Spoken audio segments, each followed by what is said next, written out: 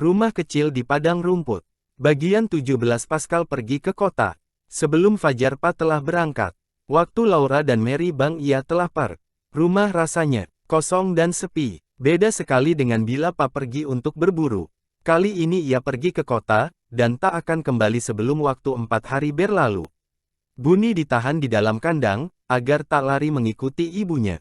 Perjalanannya terlalu panjang dan jauh bagi seekor anak kuda. Bunny meringkik kesepian. Laura dan Mary bermain-main di dalam rumah. Di luar rumah terasa begitu luas dan kosong tanpa Pa. Jack juga gelisah, dan selalu waspada. Tengah hari Laura membantu Ma memberi minum Bunny dan memindahkan tempat tambatan sapi ke tempat yang rumputnya masih segar. Si sapi kini telah jinak, mau saja dituntun Ma. Bahkan Ma dapat memerah Sunya dengan mudah. Menjelang waktu memerah susu, saat Ma mengenakan topi kerudungnya, tiba-tiba semua rambut di tubuh Jack berdiri tegak dan ia berlari keluar. Mereka kemudian mendengar suatu jeritan dan suara orang memanjat tumpukan kayu serta teriakan, "Panggil anjing ini! Panggil anjing ini!" Ternyata Tuan Edwards. Ia berada di puncak tumpukan kayu api, dan Jack mencoba mengejarnya naik. "Dia menahanku di sini," kata Tuan Edwards, mencoba naik lebih tinggi. Hampir saja Ma tak mampu mengusir Jack. Jack meringis memperlihatkan gigi-giginya dan matanya merah. Ia mengizinkan Tuan Edwards turun, tetapi terus saja mengawasinya. Ma berkata, heran, agaknya dia tahu bahwa Tuan Ingalls tak ada di rumah. Tuan Edwards berkata memang sering anjing-anjing ternyata memiliki pengetahuan yang tak terduga oleh pemiliknya. Dalam perjalanan ke kota pagi itu, Pa singgah ke rumah Tuan Edwards dan minta agar sekali-sekali Tuan Edwards melihat-lihat ke rumah selama dia pergi. Dan Tuan Edwards begitu baik hati untuk datang berkunjung tepat pada waktu tugas-tugas berat akan dikerjakan, membelah kayu api, mengurus sapi dan Bunny dan lainnya. Tetapi Jack telah memutuskan untuk tidak mengizinkan siapa saja kecuali Ma mendekati sapi dan Bunny selama Pa pergi. Karenanya Jack harus dikunci di dalam rumah sementara Tuan Edwards mengerjakan pekerjaan-pekerjaan itu. Setelah Tuan Edwards selesai, ia berkata pada Ma, dengan anjing itu di dalam rumah, malam ini kalian pasti aman. Kegelapan merayap pelan melingkupi rumah. Angin menangis sedih dan burung hantu berseru, hu, hu. Seekor serigala melolong, Jack menggeram dalam. Mary dan Laura duduk merapat pada Ma di depan perapian. Mereka tahu mereka aman di dalam rumah sebab ada Jack dan Ma telah mengancing pintu. Hari berikutnya terasa kosong lagi. Jack berjalan mondar-mandir mengelilingi rumah, mengelilingi kandang, dan kembali mengelilingi rumah. Ia tak mau bermain dengan Laura. Lewat tengah hari Nyonya Scott datang berkunjung. Selama Nyonya Scott di rumah, Laura dan Mary duduk diam-diam, sopan, tak bersuara. Nyonya Scott sangat mengagumi kursi goyang Ma. Makin lama ia mencobanya, makin suka ia. Dia juga bilang rumah mereka tampak rapi, nyaman dan indah. Nyonya Scott berharap tak akan timbul keributan dengan orang-orang Indian. Ada desas-desus bahwa keributan itu akan terjadi. Katanya, demi Tuhan, toh orang-orang Indian itu tak pernah mengerjakan apapun tanah ini. Mereka hanya mengembarainya ke sana kemari bagaikan binatang liar. Ada perjanjian atau tidak, tanah haruslah dimiliki oleh mereka yang menggarapnya. Itu toh masuk akal. Nyonya Scott tidak tahu dan tidak mengerti mengapa pemerintah mau membuat perjanjian dengan orang-orang Indian. Baginya, orang Indian yang baik adalah orang Indian yang mati. Berpikir tentang orang Indian saja membuat keringat dinginnya keluar. Katanya, aku tak bisa melupakan pembantaian besar di Minnesota. Ayah dan saudara-saudara lelakiku bersama pemukim-pemukim lainnya memikul senapan dan berhasil menghentikan mereka hanya 15 mil dari kami. Sering ku dengar Pa bercerita bagaimana mereka Ma mendeham tajam, dan Nyonya Scott berhenti berbicara. Apapun arti pembantaian besar itu, yang pasti hanya dibicarakan oleh orang-orang dewasa saat tak ada anak-anak gadis kecil mendengarkan. Setelah Nyonya Scott pergi Laura bertanya pada Ma apa pembantaian besar itu. Kata Ma ia tak dapat menerangkan hal itu sekarang, kelak kalau Laura telah dewasa pasti mengerti sendiri. Tuan Edwards datang untuk mengerjakan pekerjaan-pekerjaan kasar sore itu. Dan sekali lagi Jack menahannya di puncak tumpukan kayu. Ma terpaksa menyeret Jack masuk ke dalam rumah. Ma berkata pada Tuan Edwards entah apa yang membuat Jack jadi sekeras kepala itu. Mungkin anginnya. Angin memang terasa aneh. Suaranya liar serta membuat Laura seakan-akan tak terlindung apa-apa, menggigil kedinginan. Saat Laura dan Mary mengambil kayu api, gigi mereka gemetar kedinginan. Malam itu mereka memikirkan Pak. Kalau tak ada halangan di jalan, Pak telah sampai di kota. Dan bermalam di tepi kota, dekat rumah-rumah orang banyak. Besok ia akan masuk kota dan membeli barang-barang yang diperlukan. Kalau semuanya cepat beres dan ia dapat segera berangkat, besok malam ia telah sampai di pertengahan perjalanan pulang, bermalam di tengah padang rumput. Dan malam berikutnya ia telah sampai ke rumah. Pagi harinya angin bertiup kencang sekali, dan begitu dingin hingga Ma terpaksa menutup pintu. Laura dan Mary duduk di perapian, mendengarkan raungan angin di luar rumah dan menderu masuk lewat cerobong asap. Sore itu mereka mengira-ngira apakah Pa telah meninggalkan kota Independence dan menentang angin sekeras itu dalam perjalanan pulang. Waktu malam tiba mereka mengira-ngira di mana Pa bermalam. Angin begitu dingin. Bahkan angin membuat bagian dalam rumah yang biasanya nyaman itu terasa dingin. Punggung mereka menggigil sementara bagian depan tubuh mereka bagaikan terpanggang oleh panas perapian. Jauh di sana, di tengah padang rumput yang gelap dan sepi itu, Pa bermalam.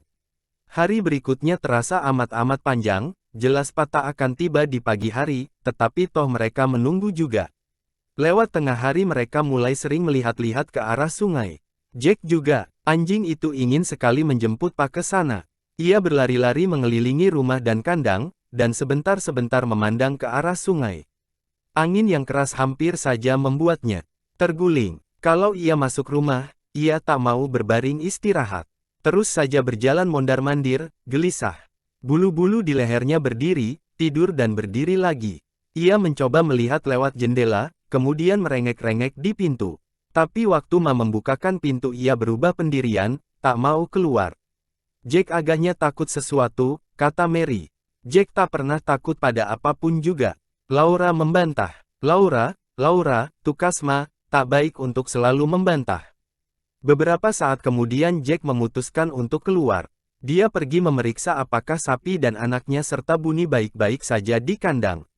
Laura ingin berkata pada Mary, "Nah, apa kataku?" Tetapi ia tak mengatakan itu, walaupun ingin sekali. Waktu mengerjakan pekerjaan kasar tiba, Ma menahan Jack di dalam rumah agar ia tak mengganggu Tuan Edwards lagi. Pa belum juga tiba. Tuan Edwards bagaikan terlempar masuk ke dalam rumah oleh dorongan angin. Ia terengah-engah dan kaku kedinginan. Dia menghangatkan diri dulu di depan api sebelum melakukan pekerjaannya. Dan selesai mengerjakan semuanya ia pun duduk lagi di depan api. Tuan Edwards berkata pada Ma bahwa orang-orang Indian memasang tenda-tenda mereka di dasar jurang, berlindung dari angin dingin. Asap mereka terlihat waktu ia menyeberangi sungai. Ia bertanya apakah Ma menyimpan senjata api. Ma berkata yang ada hanyalah pistol Pa. Dan Tuan Edwards berkata, kukira mereka akan tinggal saja di perkampungan itu, tak berani keluar di angin seperti ini. Ya, kata Ma. Tuan Edwards berkata, kalau Ma menghendaki dia bisa tidur enak di tumpukan jerami di dalam kandang. Tetapi Ma mengucapkan terima kasih dengan manis dan mengatakan itu tak perlu. Mereka cukup aman dengan Jack.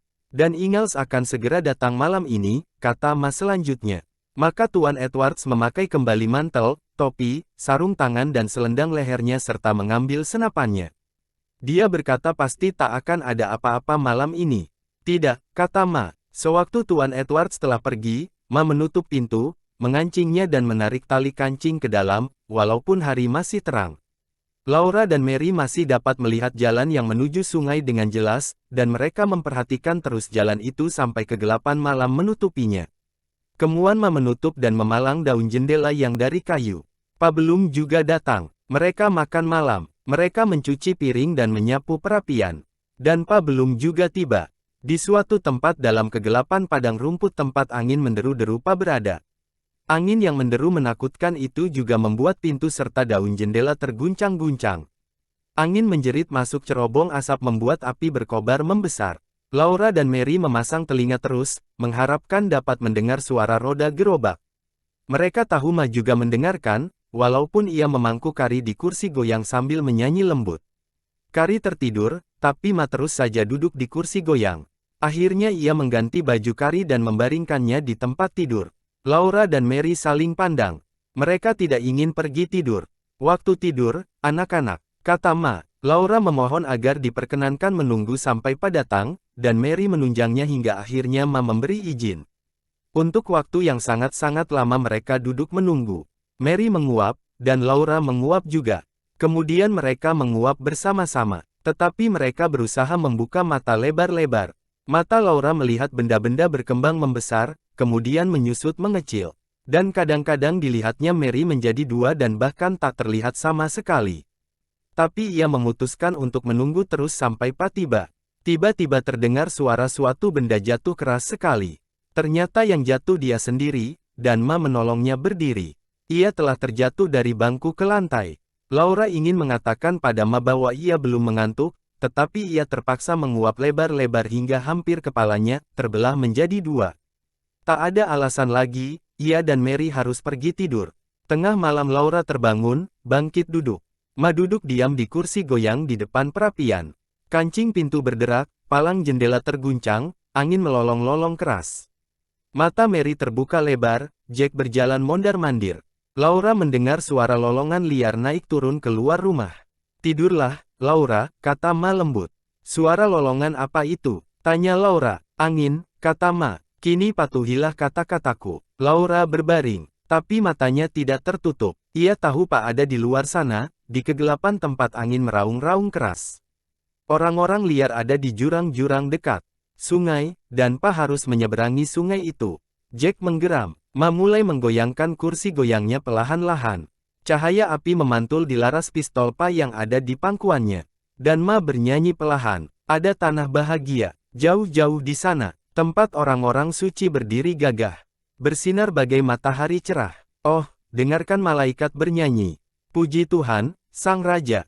Laura tak merasa tertidur. Rasanya malaikat-malaikat yang bercahaya itu ikut bernyanyi bersama Ma. Dan dia mendengarkan mereka bernyanyi bersama sampai matanya tiba-tiba terbuka. Dan dilihatnya Pa berdiri di dekat perapian. Laura melompat dari tempat tidur, berseru, "Oh, Pa, Pa!" Sepatu tinggi Pa dilapisi lumpur yang membeku keras. Hidungnya merah kedinginan, rambutnya berdiri kaku. Ia begitu dingin hingga rasa dinginnya menembus baju tidur Laura saat dia mendekapnya.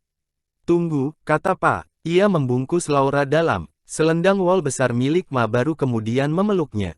Semua beres kini. Rumah terasa nyaman kembali, dan tercium bau kopi. Ma tersenyum dan Pa telah tiba. Selendang Ma begitu besar hingga masih cukup untuk membungkus Mary.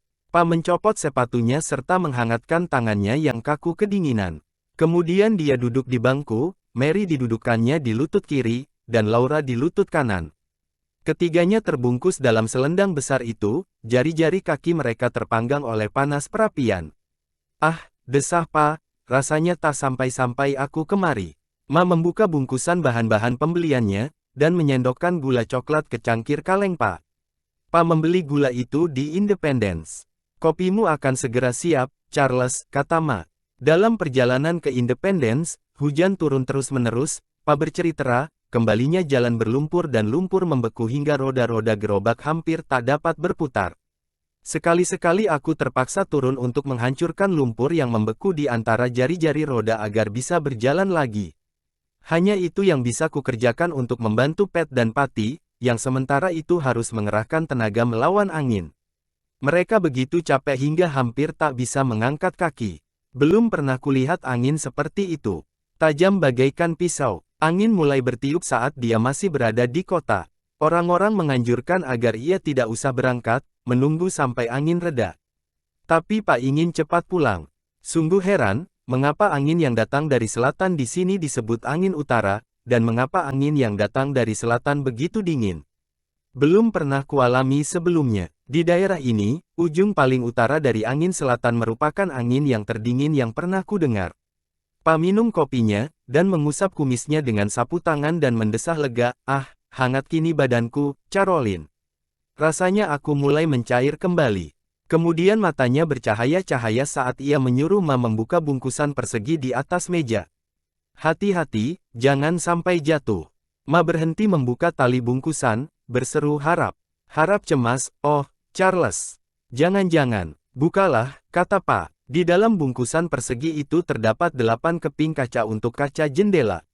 Mereka akan memiliki jendela kaca. Tak satu pun kaca-kaca itu pecah. Pa telah membawanya secara hati-hati dari kota. Ma menggelengkan kepala, berkata bahwa ini membuang-buang uang saja. Tetapi ia tersenyum lebar dan Pa tertawa gembira. Mereka semua merasa senang. Kini mereka dapat melihat keluar bila musim dingin datang, sementara matahari dapat bersinar masuk walaupun jendela tertutup. Kata Pa, ia tahu bahwa Ma, Mary dan Laura akan menyukai hadiah berupa jendela kaca daripada hadiah lainnya. Dan dia benar, mereka sangat gembira punya kaca jendela. Tetapi ternyata bukan ini saja hadiah Pa. Masih ada sebungkus kecil gula pasir, gula yang putih murni.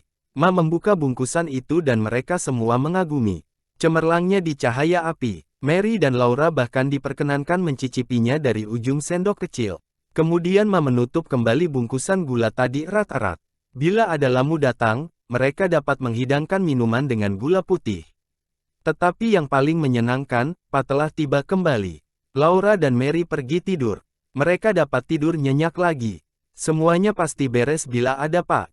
Apalagi kini Pa punya paku, tepung jagung, gaji babi, dan banyak lagi. Cukup untuk tidak pergi ke kota lagi dalam waktu yang lama.